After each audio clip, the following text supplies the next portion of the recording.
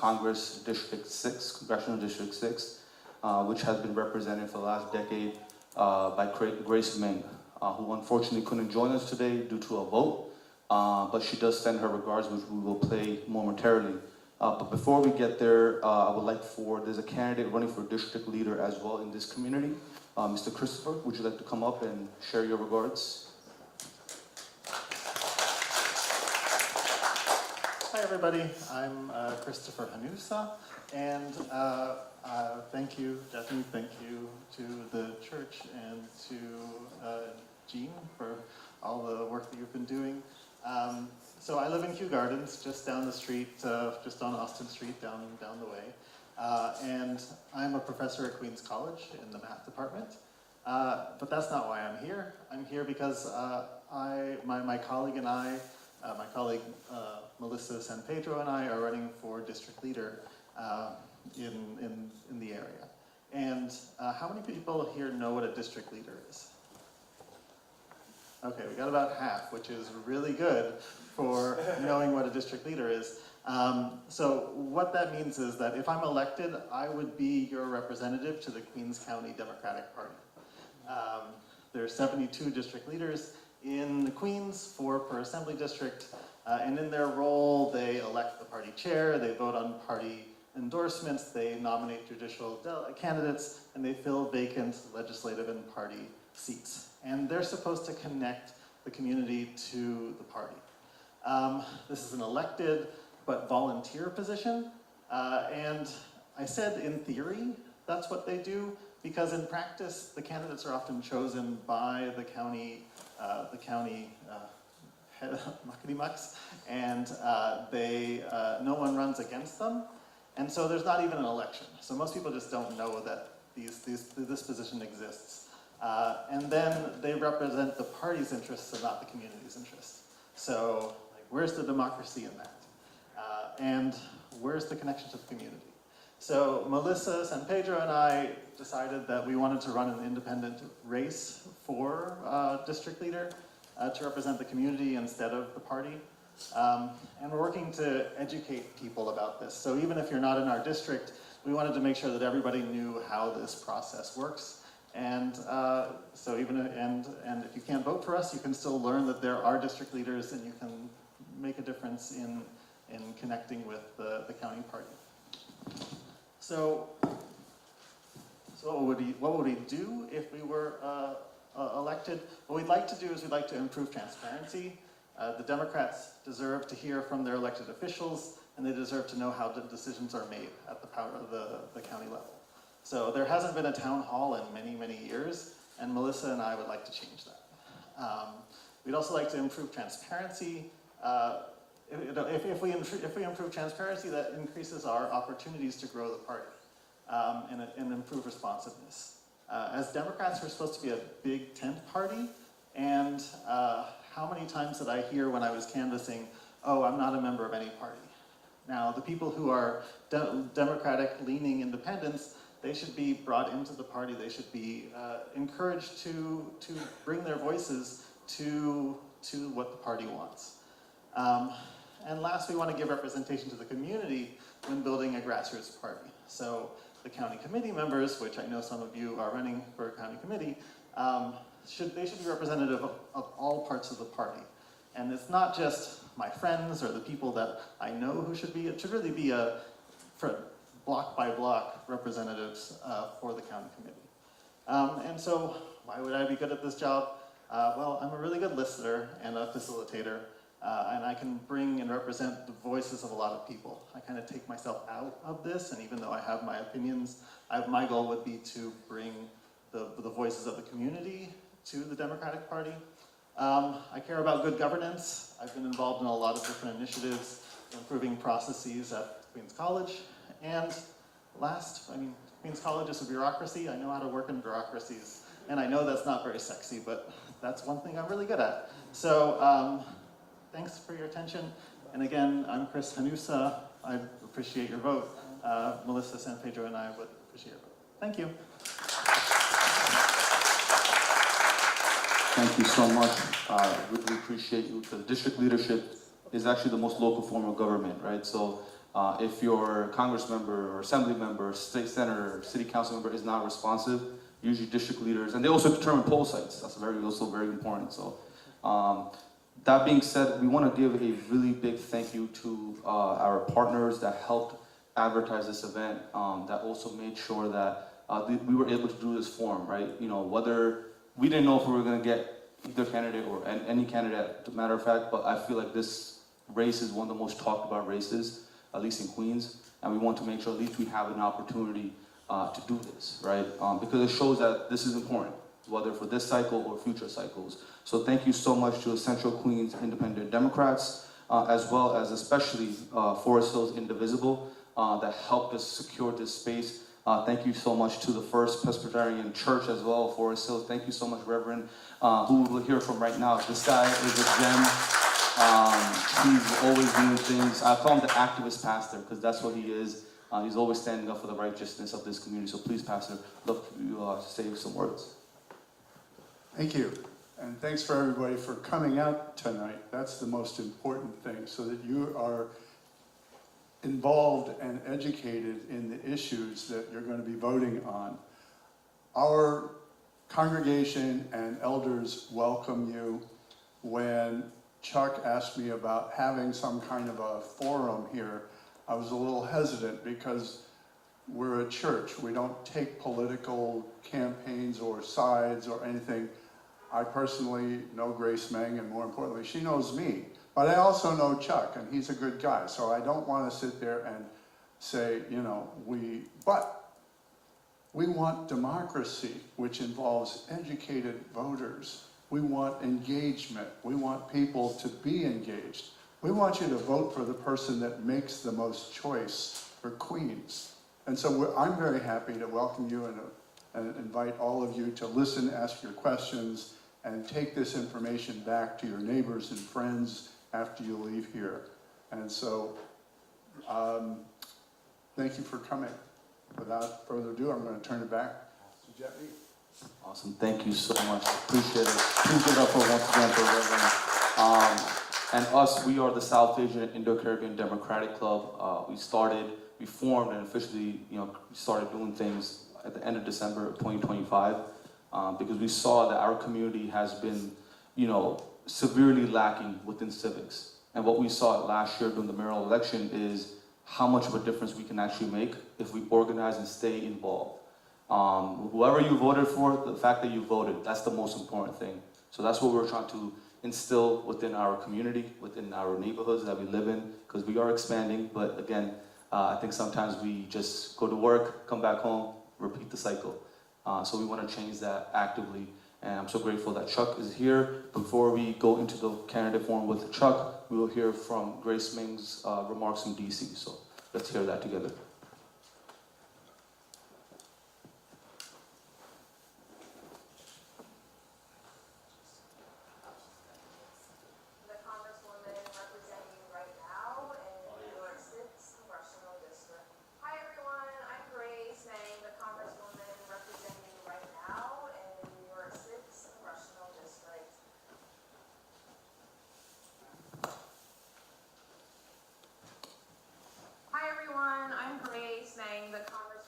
Representing you right now in New York 6th Congressional District. First, I want to say how sorry I am that I can't be there with you in person tonight, as votes have been called in Washington, D.C. The South Asian and Indo-Caribbean Democratic Club is such a proud and important organization. You all are the backbone of this district, so I want to thank you. Thank you for organizing, thank you for showing up. Thank you for everything you've done to help make Queens the most extraordinary place in the world.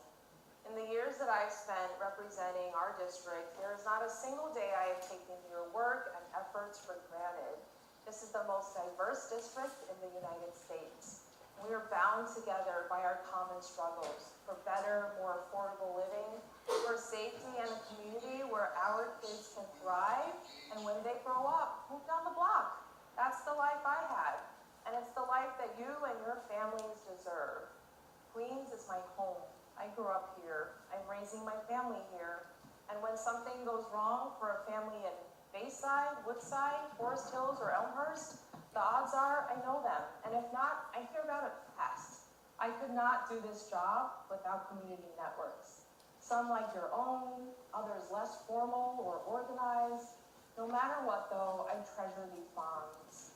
This district was built by people from all over the world, and so many who came from all around the world, including our South Asian and Caribbean communities.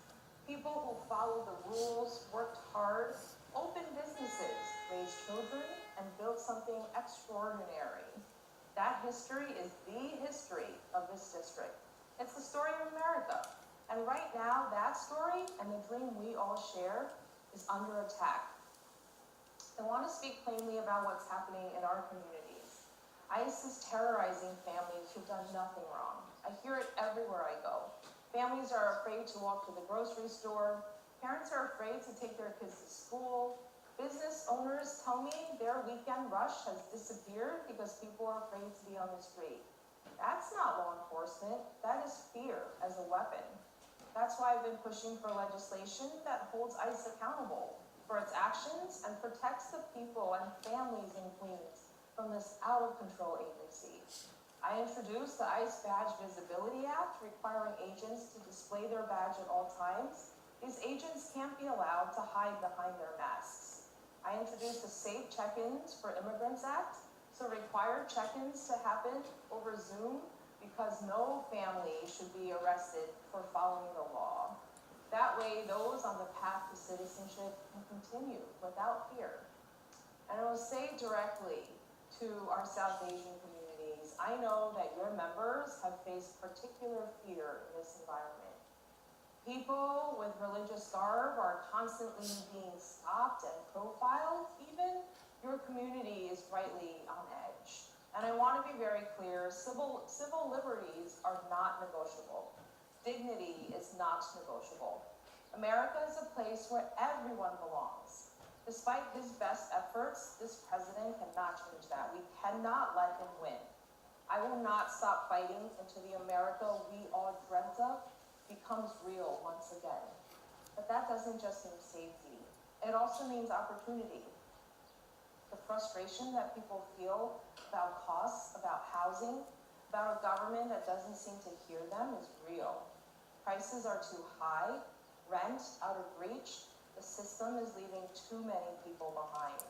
And my job is not to pretend otherwise, my job is to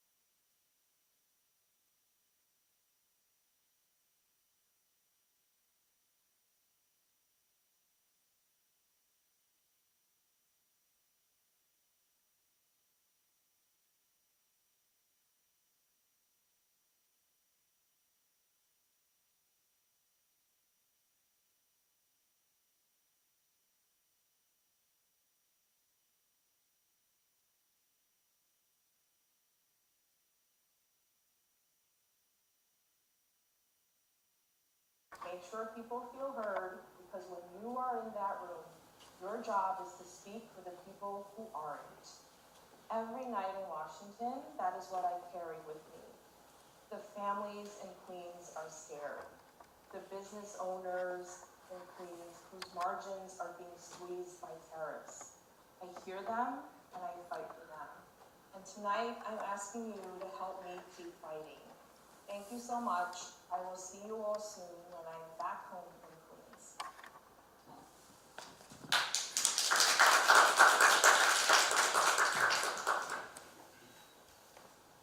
Awesome. Thank you so much to Congressmember Grace Meng, and we thank her for her leadership for the past decade. Now we'll get into our candidate forum with Chuck Park. So I'll ask you, Josh, to take his seat.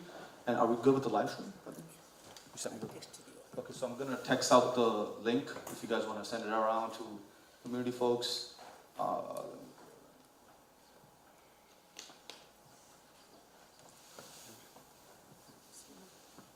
page is different. Cover page is different, but I'll change it later. Okay.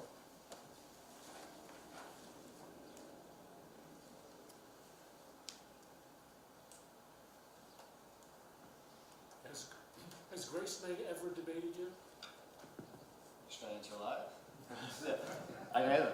No. First and only question for her. Just really quickly, I've invited her personally, I've invited her in writing, the League of Women Voters invited her, New York One invited her, a Korean radio station invited her, she has declined every single time. That's what I thought. Sorry guys, let me just send this out real quick.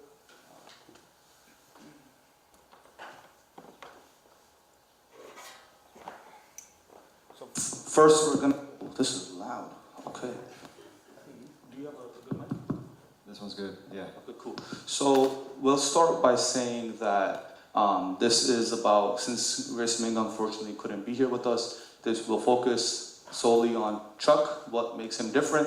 You know, we don't wanna, it's not an ambush forum, right? So we just wanna make sure it's very clear that running for public office is never easy, right? There's very distinct differences here. I've gotten a chance to know Chuck, so I know how different a platform it is. But you know, we want to make sure we focus on his platform, why he thinks he's a better candidate, would be a better representative. So that being said, Chuck, the first thing we're going to do is you have 2 minutes as an opening statement. Why are you running, and why, you know, this district should vote for you? Sure. So thanks so much. Thank you, Reverend Jeff. Thank you to the South Asian Indo-Caribbean Club for inviting us to this forum. I'm very happy to be here, and I'm happy always to be accountable, present, and to answer any questions from any member of the public. In case we haven't met yet, my name is Chuck Park. I'm a proud son of Queens. I was born in Flushing Hospital. My parents came from Korea. They were street peddlers in Woodside. I'm sorry if you've heard this story before. They raised 5 kids. I grew up to become a U.S. diplomat appointed by President Obama. I quit to protest President Trump. And now I'm running for Congress to fight for the working families of the world's borough. As a matter of fact, I don't know if I've mentioned this to many of you, but I used to canvass for Representative May. When she won in 2012, she broke a bamboo ceiling. She was the first Asian American elected from New York State. And unfortunately, I think that has been her principal achievement in Congress. I've seen in the last 13 years, life getting harder and harder for working families like my own. I have seen a failure of our Congress member to lead on issues of great importance, of moral importance, whether it is ICE or war and peace, or it's questions of affordability and the struggles of people on the streets of Jackson Heights, Forest Hills, Woodside, Bayside. I do not believe that she has fought. I do not believe that she has succeeded. I think it is clear that Democrats have failed to stop the Trump administration and its complete reign of terror in our communities, in Queens, New York City. And I think we need leaders who can speak with moral conviction.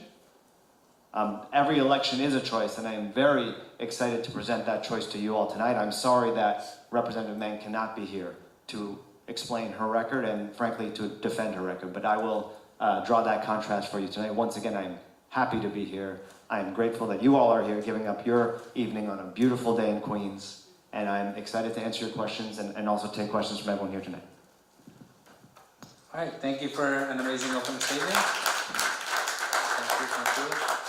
And let's get straight into question 1. This is my first time moderating, so please bear with me. All right, so question 1 is concerning the obvious contrast here. So Congressman Meng has represented New York 6 for over a decade and would likely point to experience, seniority, constituent services, and federal funding delivered to the district as reasons voters should support her re-election. You have argued that the district needs a different kind of leadership. What specifically is not working in New York 6 today, and what would you do differently over the next 2 years if elected? This is what's not working in New York 6 today. This is what's not working. I'm sorry, Representative Meng has been invited half a dozen times now to have a candidate forum, not even a debate, and she can't show up because she cannot explain or defend her record. This is what's not working.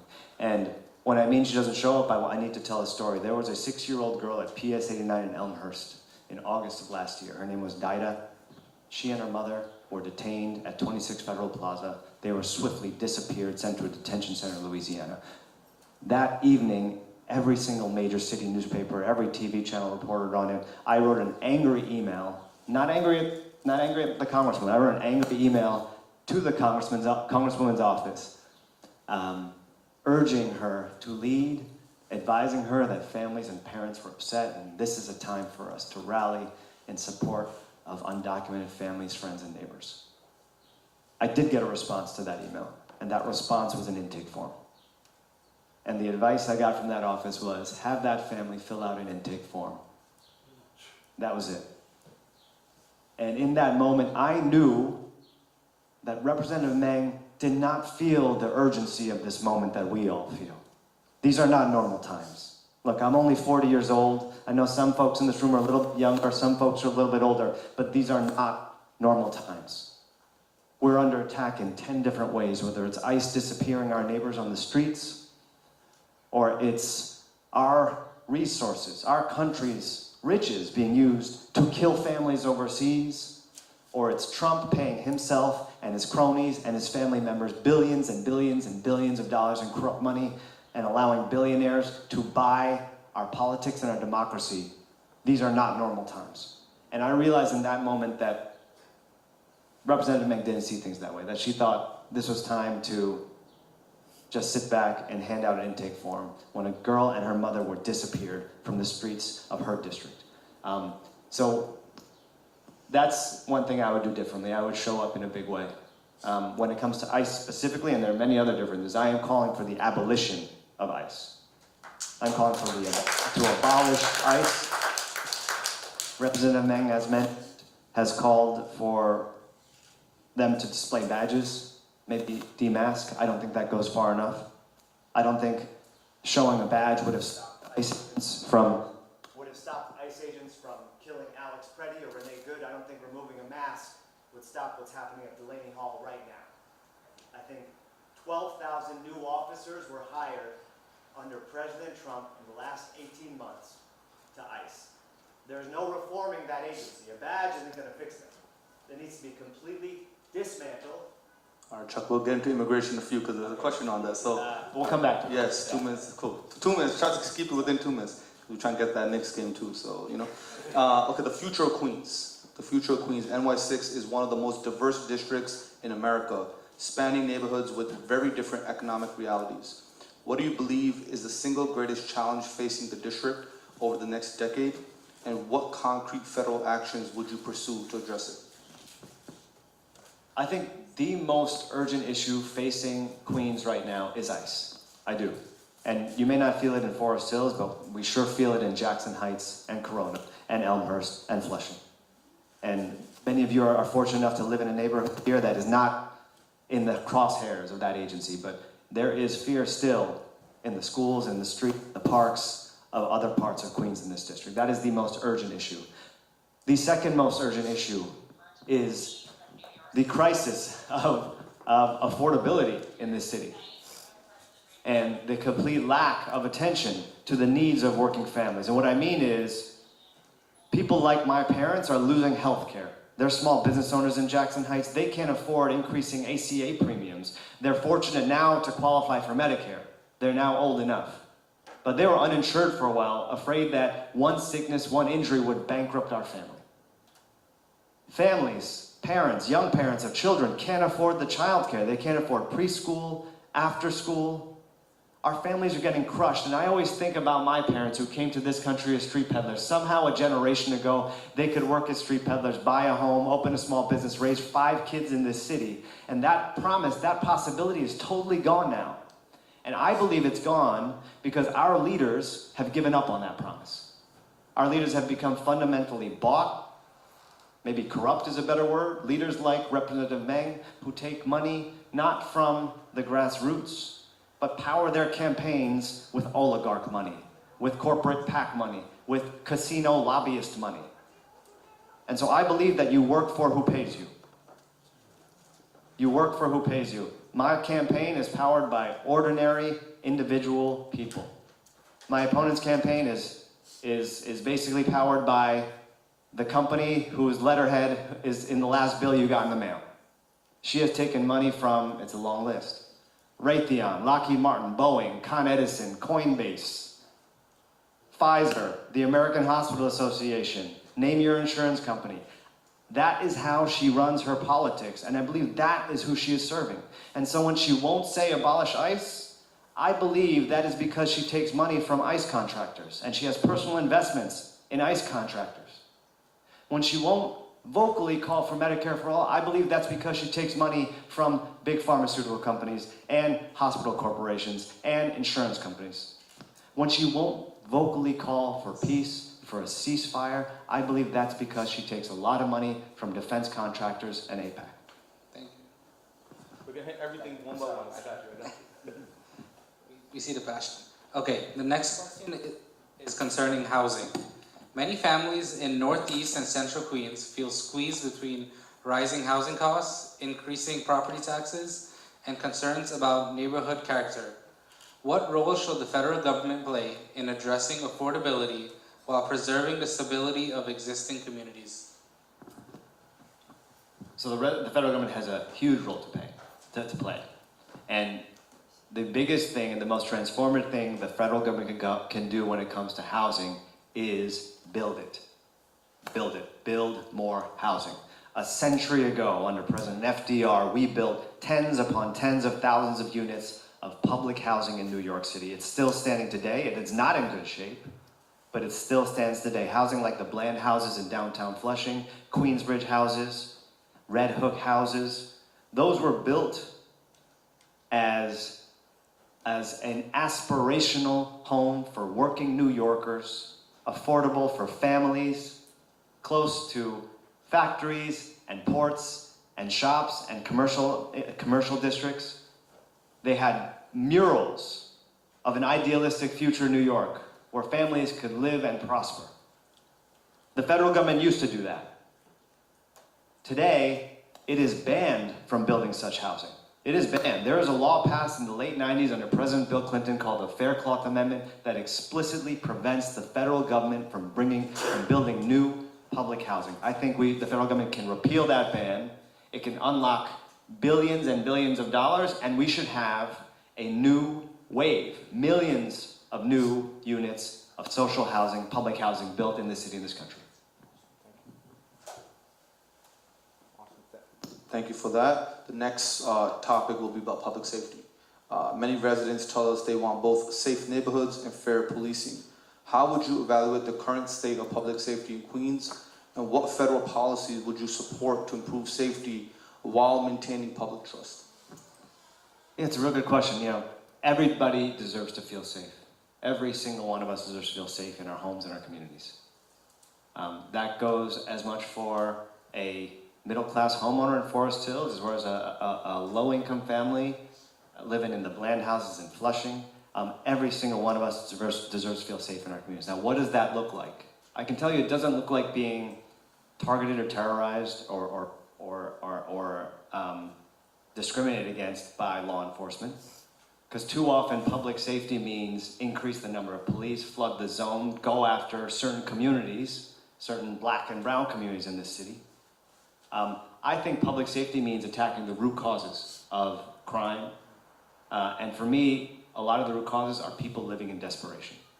If people had their basic needs met by the government, basic needs like health, basic needs like food, shelter, basic needs like childcare, there would be a whole lot less crime in New York City in this country. And so I think that's what the federal government can do. We do have enough in this country to provide for every single one of us. Believe it or not, we are the richest country in the world.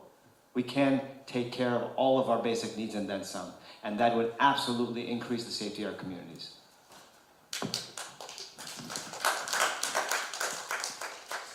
So for the next question, we're going to be shifting back to immigration. New York 6 is home to generations of immigrant families who came here legally, sought asylum,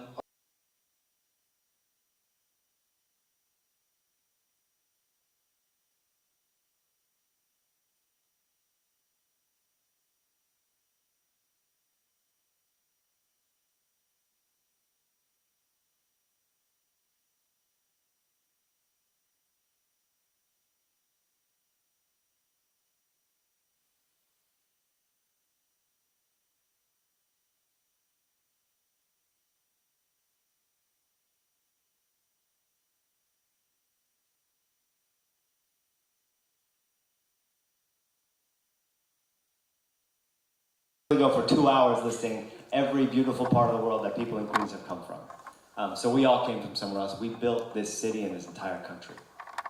I think that when it comes to comprehensive immigration reform, the first thing we have to do is acknowledge that there are 12 million people in this country who are already here, already building homes and futures and raising families, and those people deserve to feel safe here and deserve to have legal status. I believe in pathways to citizenship for undocumented people. I believe in pathways to citizenship for semi-documented people, the dreamers who have DACA, people on temporary protected status, people who are waiting long, drawn-out asylum cases. I also believe there should be pathways to citizenship for people on temporary visas, F1 student visas, H1Bs, L1 visas. So we need to create true pathways that allow people who want to work, live, and prosper and raise their families in the country, just like everyone has done forever in this country. We need ways for them to do that. And after that, we can talk about the border and having a regularized system, but we need to establish pipelines that can manage the inflow, because right now, it's a big jumbled mess. You know, I was a visa officer in Juarez, Mexico. I did thousands of visa interviews during my career as a diplomat. And let me tell you, the system is fundamentally broken. It is cruel. It makes no sense whatsoever. Thank you for that. The next topic is addressing Metropolitan Park Casino Project. You have been a vocal critic of the Metropolitan Park Casino Project. However, since the project has been given the approval already, many elected officials have argued that the focus should shift to holding the developers accountable and ensuring that promised community benefits are delivered. Is that enough? As someone seeking to represent this district in Congress, what specific actions would you take, not just to monitor the project, but to shape its impact on surrounding neighborhoods and protect the interests of the local residents? It's not enough. It's not enough to hold them accountable. That's what my opponent wants to do. She says, hey, it's too late, it's a done deal. We have to mitigate the damage.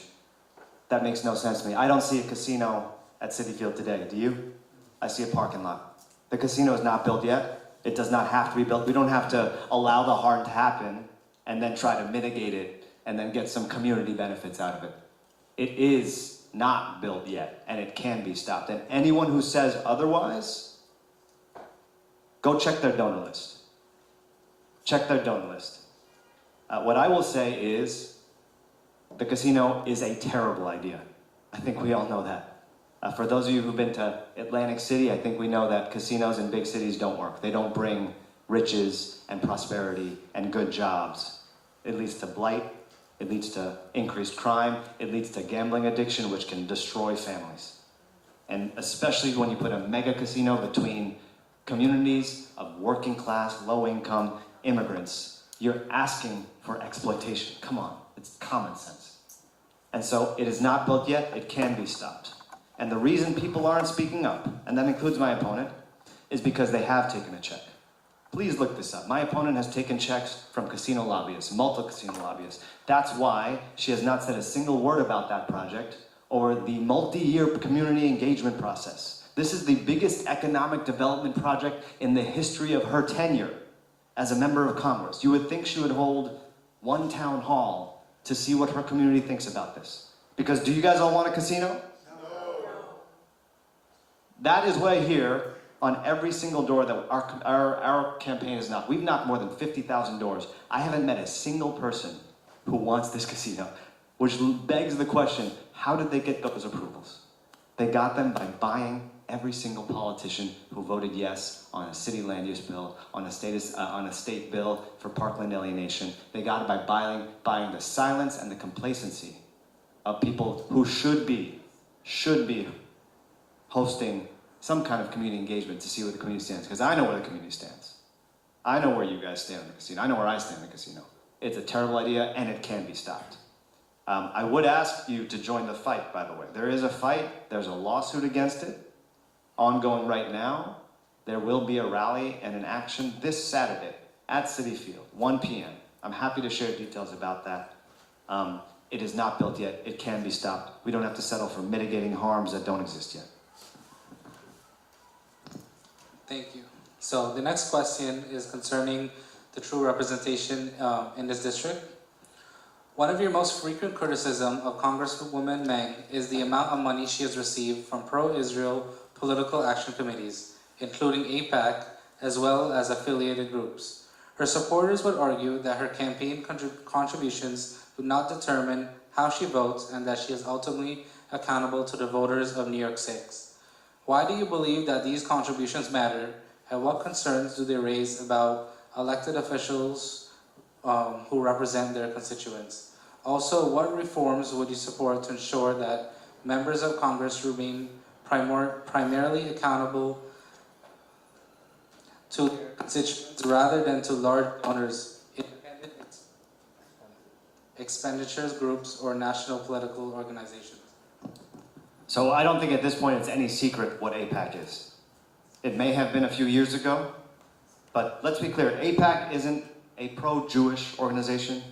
I don't think they're even a pro-Israel organization. I think they're a pro-Netanyahu organization at this point. And what they do is they pump political campaigns full of millions and millions and millions and millions of dollars. And they choose candidates that they know will vote in favor of Benjamin Netanyahu's priorities. And he, let me be clear, has been waging a genocide. And I don't use that term lightly. I do not use that term lightly. Against Palestinians in Gaza. That has been funded by US taxpayers, by our dollars, $3.8 billion a year in a blank check to that prime minister. I think that is what AIPAC has done. They fund someone like my opponent to the tune of hundreds of thousands of dollars every cycle, and it's not a surprise that after that someone like Representative Meng votes alongside Republicans to support Benjamin Netanyahu's defense against charges of war crimes in the International Criminal Court. I don't think that's a coincidence. I don't think it's a coincidence that she votes every single year to reapprove unconditional military aid to the state of Israel. Military aid that is conditional everywhere else in the world that it goes, where there's vetting for human rights. It's called Leahy laws. I won't get into the details of it. And so that is the problem of taking so much money from one source. You are bought. There are huge strings attached. To fix it, I think we absolutely have to overturn Citizens United. Congress can do that. They can increase the number of justices that can set the conditions of their terms, get rid of lifetime appointments and instill some term limits. We can ban congressional stock trading, because that is also ridiculous. That is allowed, that Congress members can trade on inside information and make themselves rich. We should also create a federal matching program like what exists in New York City and New York State, so that small dollar individual contributions can outweigh big checks from corporate PACs and lobbyists. Awesome, thank you so much. The next question is about your personal ties to Congressmember Meng. Your father, John Park, has long been active in Queens Democratic politics and has supported Congresswoman Grace Meng in the past, and you said you also door knocked for her in the past. Now you are challenging a well-established incumbent with deep relationships throughout the political community. How has the dynamic shaped your campaign? Have you found that organizations, political clubs, labor groups, or elected officials are reluctant to engage in this race because of those existing relationships? And what does that tell you about how political power works in Queens today? It tells me that Representative Meng is very good at networking and building a political machine, and she has done it. She has done it. She doesn't spend time here, but she spends a lot of time building relationships with other elected officials, with certain groups, My dad is a district leader, to be clear. He has worked a long time in the Korean community. He did huge voter registration drives in the 1990s, and I am very proud of that. And he learned a lesson, a bitter lesson in the 80s, that for struggling immigrant communities that are ignored by politicians, access to power is critical. Access to power is critical because when somebody shuts off your heat in your apartment, you gotta know who to call to fix it. If someone breaks into your small business in Jackson Heights, you want the police to respond, I'm sorry, they won't respond unless you know the right person to call to make it happen. And so he learned, along with so many other communities that are neglected in this city, that you have to have someone to call. As a matter of fact, he hosted a fundraiser for Grace Meng a month before I announced, because that access was so important. I don't think that's how things should work. I don't think that a member of Congress and that members of the public should have to rely on that kind of access, that network, that there shouldn't be this preferential treatment for some groups and not others. Grace Meng has been incredibly successful in building those relationships. She is endorsed by probably every single elected official in the district, city, state. She's endorsed by institutions that interviewed me, and that clearly have different values from her. But those institutions have told me behind closed doors that they're afraid to challenge somebody who controls a lot of funding, who can or can decide not to sponsor legislation that is critical to them. So I don't blame these organizations for either staying out of this race or for supporting her, because they also believe, like my dad did, that access to power is important. I'm hoping to change that paradigm. I don't think access is what a member of Congress should be wielding. I think they should be working for the people.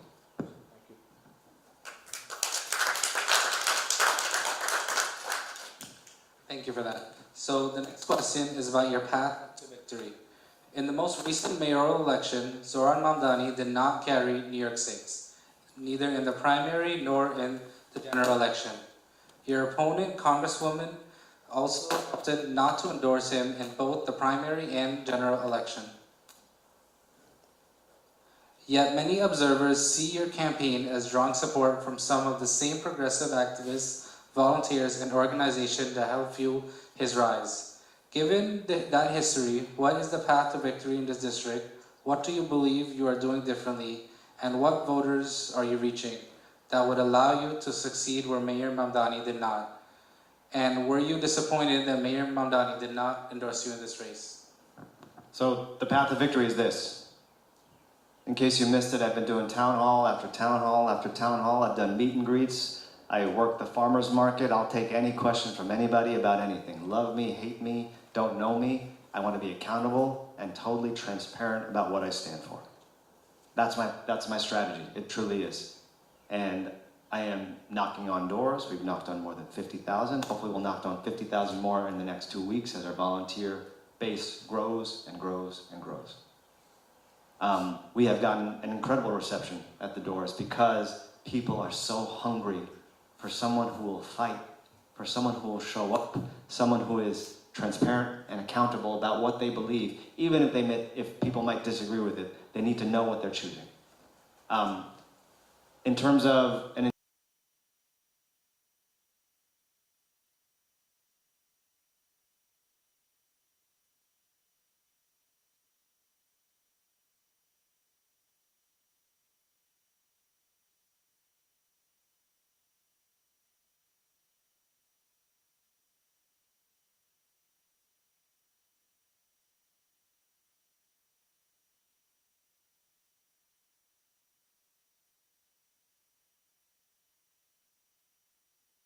And so when we saw Mayor Mamdani coming up, it was almost the first time, at least in my lifetime, that I saw somebody that reflects that spice, for lack of a better word. I want that everywhere, at every level of government. We don't have it right now. But we need somebody who understands the grit and the hustle and the grind and that energy that we all feel when we're walking out, when we're taking the subway. That's what I hope to be. I would have welcomed his endorsement. Mayor Mamdani, if you're watching, then it's not too late, roll up, I'll give you a pound. And I do think it's disappointing that, regardless of what you think about the mayor, after he won the Democratic primary, he was the Democratic nominee for mayor. I believe that Democratic elected officials should have endorsed him at that stage, and I am sorry to say Representative Meng did not. She was one of two, or maybe was she the only member of Congress who did not endorse him from the New York delegation after he won the Democratic primary? I think it's her and Torres, maybe. Okay, Richie Torres too. And then she also, again, voted with Republicans to condemn socialism the morning that he visited the White House. So I'm not sure why she has an axe to grind with Zohran Mamdani and the energy and electricity that he has unleashed in New York City politics. I would welcome that energy in my campaign. Awesome, thank you so much. The next topic is, I think, very important, especially in this community. New York 6 includes residents with deeply personal connection to both Israelis and Palestinians. How do you view the ongoing Israel and Gaza conflict, and what responsibility, if any, does Congress have in addressing its local impact on community relations, hate crimes, and public discourse?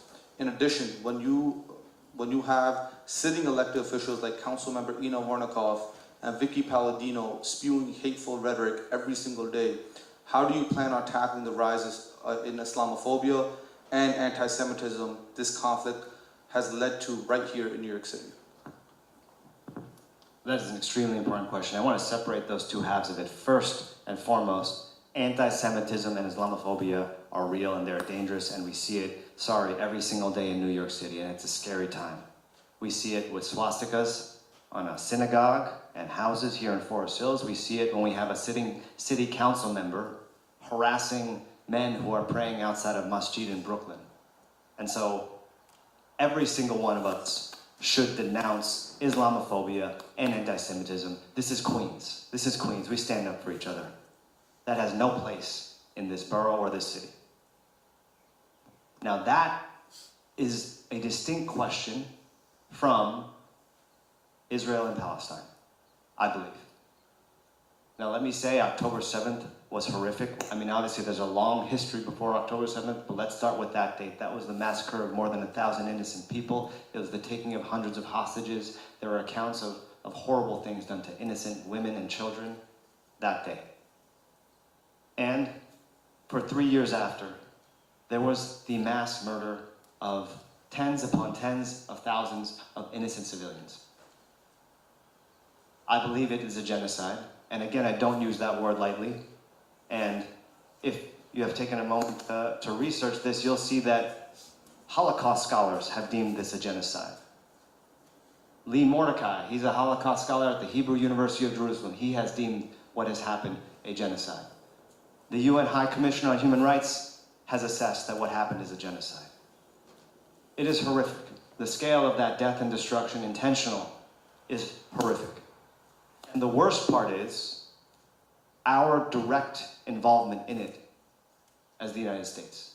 I don't know why billions of our resources, of Queens tax dollars, are being used not to feed our families, not to give us health care and child care, but to blow up people in Gaza.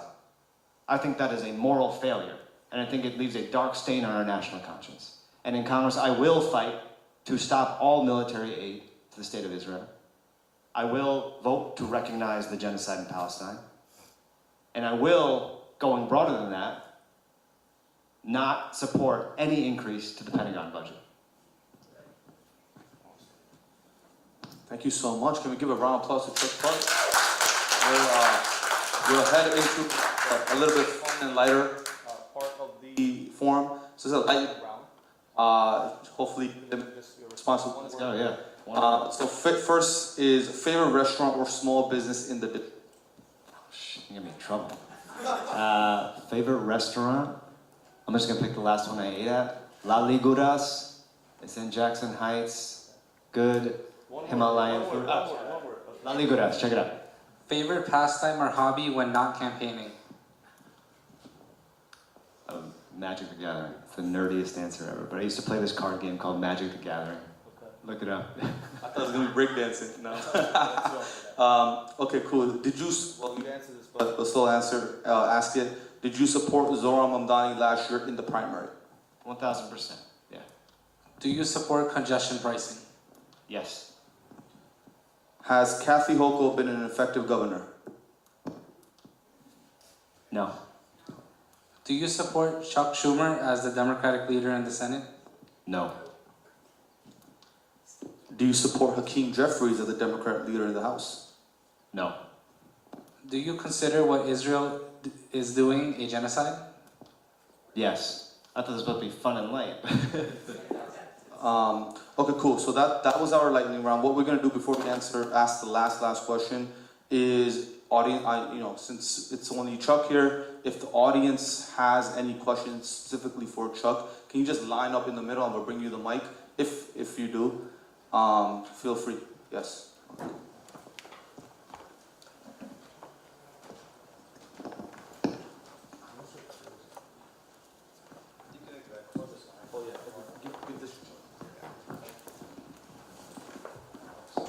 Hello. Hi, Mr. Park. It's finally good to be able to speak to you. I wish you had like a phone number or something on your website. I've been wanting to contact you. I sent a DM via Instagram. Didn't get a response, but I know you're busy. Just want to let you know. Maybe check the DMs on Instagram. I'll check after this. Yeah, it's not like a subtle jab. I'm just saying like you might find some good stuff in there. So I guess my question is, are you going to lower my taxes? And what are your economic ideas, right? Because I feel like that is why the Democratic Party is losing. It's really simple. Hey, I'm gonna lower your taxes. Boom. Greatest differentiator. But all I hear is, I'm gonna tax the billionaires, right? But that connection isn't there. Right now, if you said, I'm gonna tax the billionaires so I can tax you less, that's something different, right? That would differentiate you from Grace Men, right? Now, I sent you that via DM, and you didn't read it, but I feel like that's where the Democratic Party is losing. Like, we need lower taxes, right? Wealth distribution is one of the biggest, I would say is the biggest issue we're facing as a society, right? When it was the 50s or whatever, there used to be like thousands of mom and pop shops, right? And, well, you'd go to the mechanic would buy from the supermarket would buy from the bakery would buy from where else, right? Now we have Amazon, right? And that's why we need to tax big corporations, which I know you support more, right? Because we don't have small and pop shops redistributing the wealth, right? Providing employment, right? So my question is, are you going to lower my taxes? I'm going to give you the one-word answer, then give me 2 minutes. The answer is no. I'm sorry. But let's be honest. I think most New Yorkers, most Americans are actually okay paying taxes. They're okay paying taxes if they see the return in public services. If they saw their taxes were giving them clean streets, roads without potholes, good schools, healthcare, childcare, safety, I think most of us do feel something of an obligation to our society. And so I think people are okay paying taxes. They don't want to pay more taxes, but I think they're okay paying taxes so long as they see that the government is using those taxes to deliver the things that they want and need. And that, I think, is why people are so pissed off, because the government isn't doing that. I keep saying this, but it's true. We are the richest country in the world. We can provide for every single one of us, but we're not doing that. We're spending $1 trillion a year on a Pentagon war machine. A war machine that has all the incentive in the world to continue to go to war, to deplete their Tomahawk cruise missile supplies so they can re-up the next year, for Raytheon to make billions more, to feed those billions into corporate pact donations to the members of Congress who continue to increase the Pentagon budget. I think that's the world we're in right now. And so the answer is no, I won't decrease your taxes. I will fight to use your taxes to actually make your life easier. Healthcare, childcare if you have kids. Free school lunches. We could build literally a new flagship hospital in every single state for less than 1% of the Pentagon budget every year. We could build a new subway line in every borough for less than 0.1% of the Pentagon budget. So there is so much room for us using the resources we already have to do things that would transform our lives for the better. If only we stopped choosing war and destruction and ICE instead of taking care of us. Thank you so much. Chuck, good to see you. Just wanted to bring up something I mentioned to you at the town hall in Flushing. Hawaii just became the first state to ban dark money. I think, what was it? It was Bill 2471 into law. And I think that's going to spark a big conversation about state by state efforts to sort of like overturn Citizens United. If it's too complicated to do it at a federal level with everything that's going on, would you be part of making that a conversation about making that happen at a state level? I would absolutely be supportive of restrictions on dark money, on corporate money, on lobbyist money, special interest money in politics. I think that is the problem. No one blames anybody for being successful. You hustle, you grind, maybe you're lucky, you succeed. I think the problem is when you turn your economic success into political influence. And you see that at the very top. You see Jeff Bezos, Elon Musk taking their billions and maybe close to trillions now for Elon, and then explicitly buying influence, protecting themselves, hacking tax codes, hacking regulations to keep themselves rich. And so I think we need bans on big money in politics. I have to study the Hawaii bill. I'm not familiar with it. But we can overturn Citizens United. We have to increase the size of the Supreme Court to do so, but we can do it. Congress has that power, and we should do it. You can do it at the state level without. Yeah.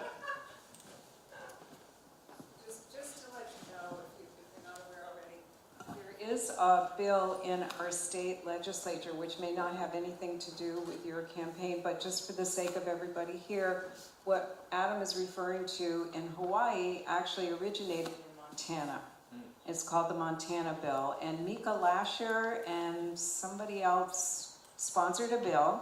It's in our state assembly, and what it would do is limit what a corporation can spend money on in the state, because the state determines what a corporation can do within its boundaries. So if the state passes this law, and I'll send it out again. I did an email on it to the Forest Hills Indivisible group, but I'll send it out again. If the state passes a law that limits what corporations can do, especially New York State, that would set a great precedent for the rest of the country. So Hawaii, I guess, just did it. In Montana, it's passed in one of their houses. I don't know if it was the Senate or the Assembly.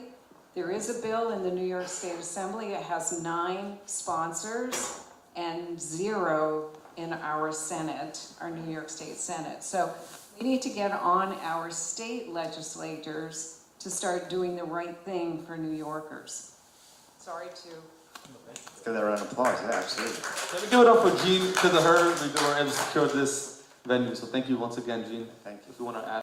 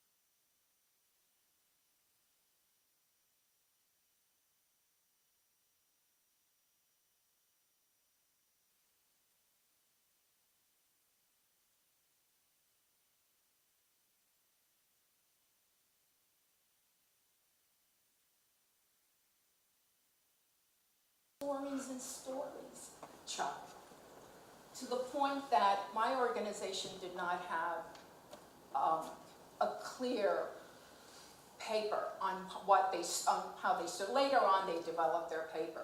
But I called my civil rights attorney and I said, I want you to be on the alert that I may be arrested if ICE comes into our school.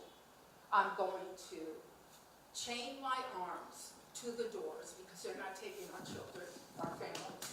There was so much pain. I feel like I've left some PTSD in me because I've hurt so many families over and over. Our attendance went down.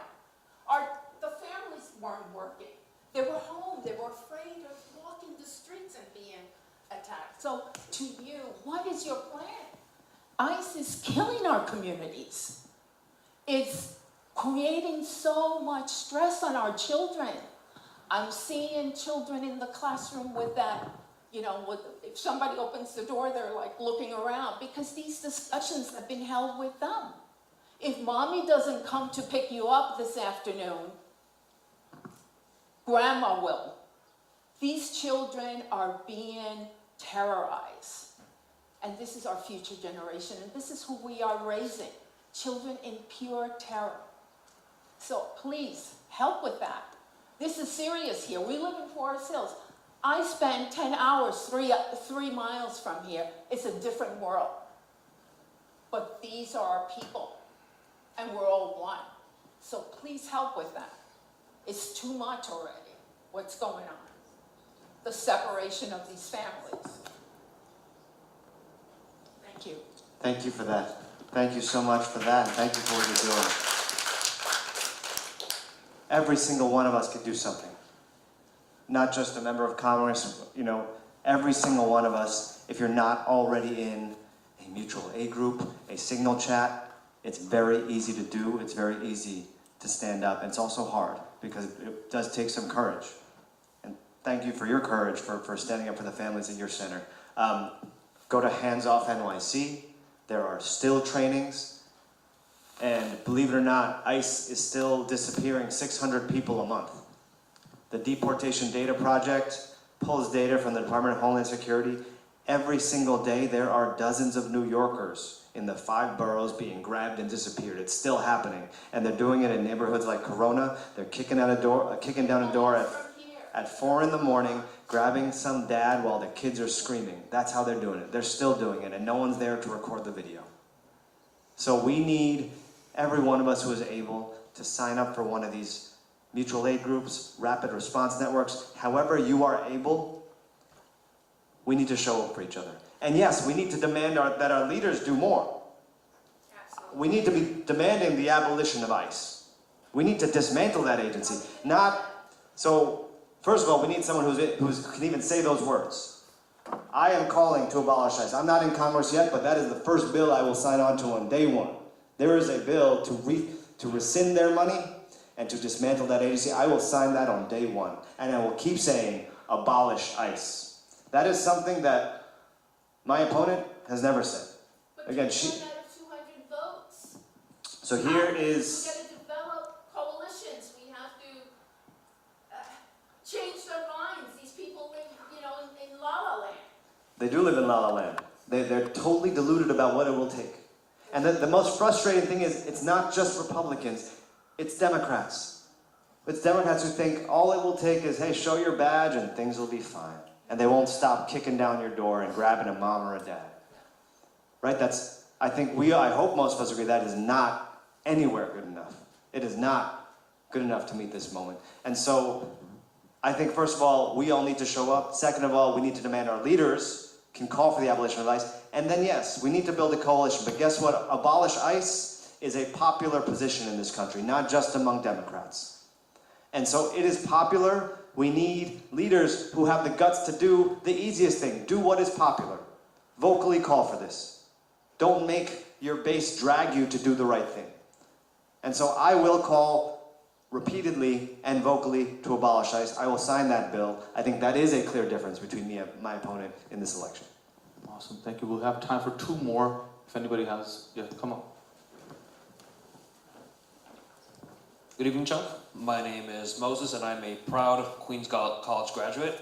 And a lot of Gen Z grads are worried about how the job market and how artificial intelligence might affect their future careers. What do you have to say to young people who are concerned that AI will make it harder to find good jobs and build a successful and meaningful future? That's a great question. First of all, shout out to CUNY. My parents, when they came here, they took night classes at Hunter College while working on Canal Street by day. And so that gave them a basic education. They were able to open a small business, what they learned taking economics courses at night at CUNY schools. So I think new grads should be worried. All of us should be worried about what AI is doing to society. Not just the job market, but to our brains, to our perception of reality, to all of it.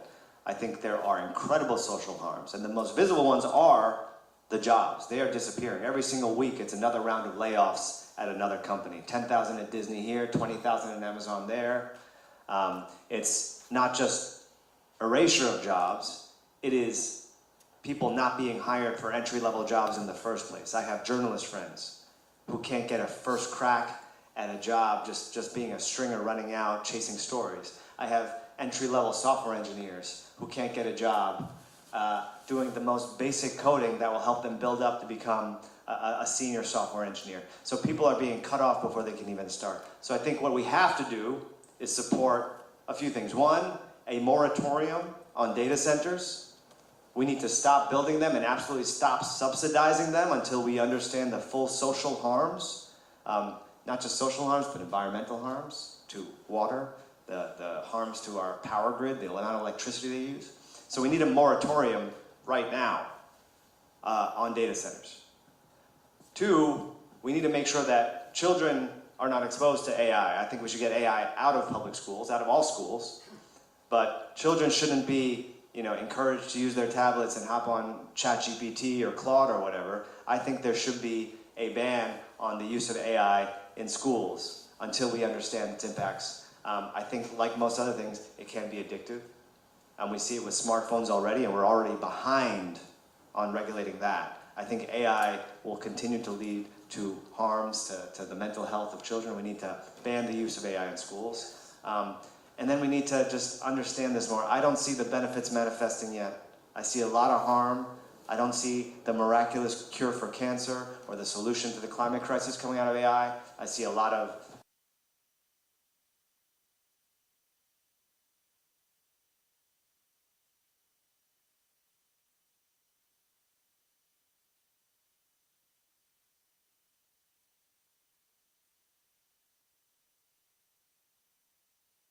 Who you got winning tonight? Knicks, dude. Come on, let's go Knicks. There you go. Okay, cool. So going into the absolute last question is this. So usually how we do these candidate forums is we give an opportunity for the candidates to ask questions to the other candidate, but since your opponent is not here, if she was, what would be one thing you ask her directly if she was here? So much to ask. One thing.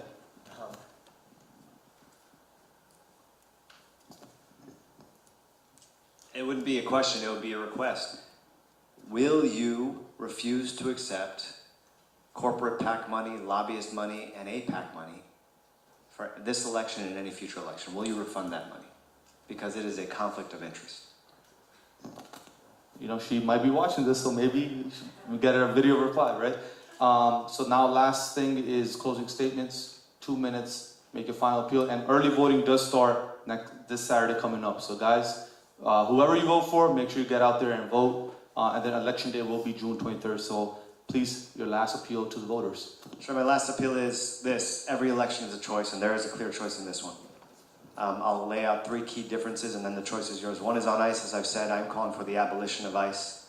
My opponent is calling for accountability and badges. I don't think that goes far enough. 2, a key difference is in the powering of our political campaigns. Mine is powered by individual human beings only, 100% individual contributions from a cashier at Costco, from a Lyft driver, from my cousin, from a deli owner, from normal human beings. My opponent's campaign is powered by millions and millions in special interests, whether it's defense contractors, ICE contractors, APAC, casino lobbyists. I think that is a key difference in our in this election. The third thing is, yes, when it comes to Israel and Palestine, I believe that the United States should stop sending a blank check to Israel every single year. I believe what has happened is a genocide, and I do not believe that we should be funding it.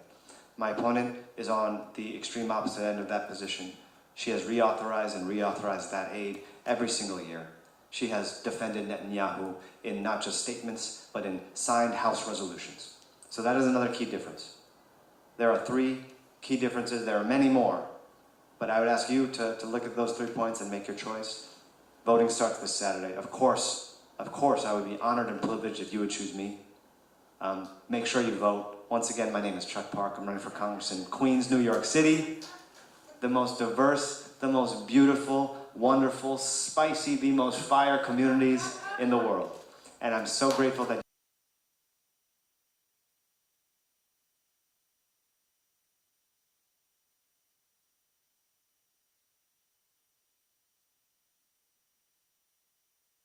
tomorrow in Bayside. I don't know if she'll show up. There's a masjid hosting another forum. I don't know if she'll ever show up. But I do want to show up every single time to present myself, to answer your questions. Thank you guys for being here. Thank you. We really appreciate you being here. We know this is vital times to be canvassing, but you chose to spend it to us to speak to this crowd of hopefully future constituents. So yes, thank you. And Yeah, no, I want to thank once again Jean from Forest Hills Indivisible. Before we end, can we please come, if you want to share a quick word to the audience, that'd be awesome. It's because of her we were able to secure this sanctuary, so thank you so much to Jean, please. Thank you. I just want to thank everybody for coming, and just to really encourage you to make sure you get out and vote and take 2 or 3 people with you when you do. It's really important. I think this is going to be a very critical election. I want to say I'm really annoyed that the press has not focused on this particular community. I don't understand that at all. And if you don't mind, I want to just pitch one more thing. We have this coming election, local election, includes an election for judges.